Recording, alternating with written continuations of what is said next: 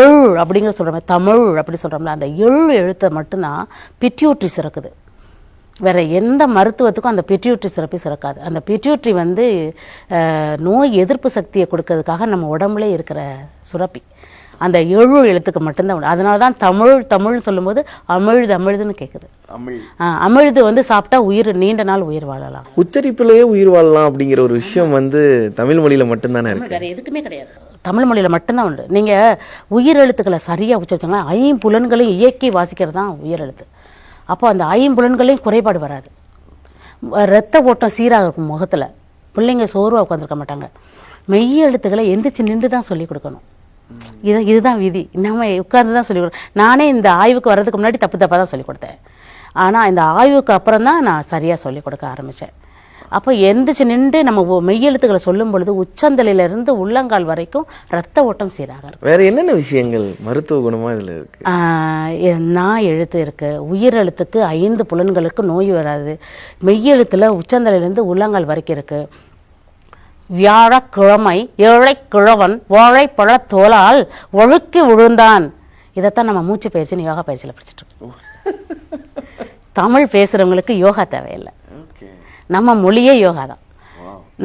நம்மளோட மாத்திரையோட அளவை நம்ம சரியாக உச்சரித்தோம் அப்படின்னா, காலையில் எழுந்திரிச்சு ஒரு பக்கம் வாசிங்க, ஒன்றும் வேண்டாம், உயிரெழுத்தையும் மெய்யெழுத்தையும் மொட்டை மாலை 2 சத்தமாக சொல்லிட்டு வந்தாலே அன்னைக்கு தேவையான ஆற்றல் நமக்கு கிடைச்சிடும். எல்லாம் சூரியன்லேருந்து தேடுவாங்க.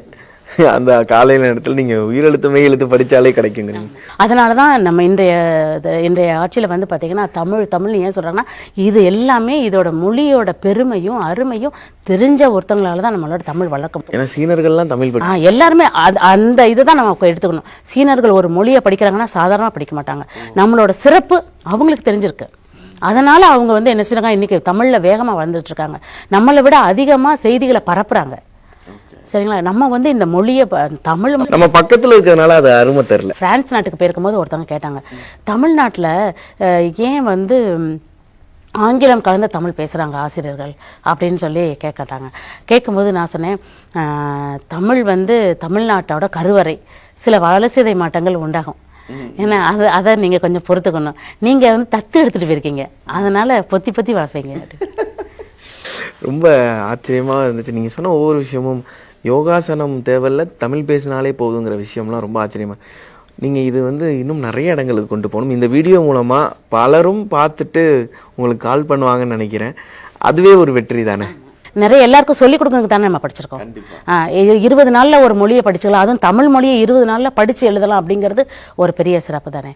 அது வந்து எல்லாருக்கும் சொல்லிக் கொடுக்கறதுக்கு தானே நம்ம இந்த அறிவை வச்சுருக்கோம். ஓகே, கண்டிப்பாக உங்களை மீட் பண்ணது ரொம்ப சந்தோஷம். நீங்கள் வந்து சொன்னீங்க நன்றியை வந்து நன்றி அப்படின்னு சொல்லக்கூடாது அப்படின்னு. நானும் இனிமேல் வந்து முடிந்த அளவுக்கு ட்ரை பண்ணுறேன். நன்றி.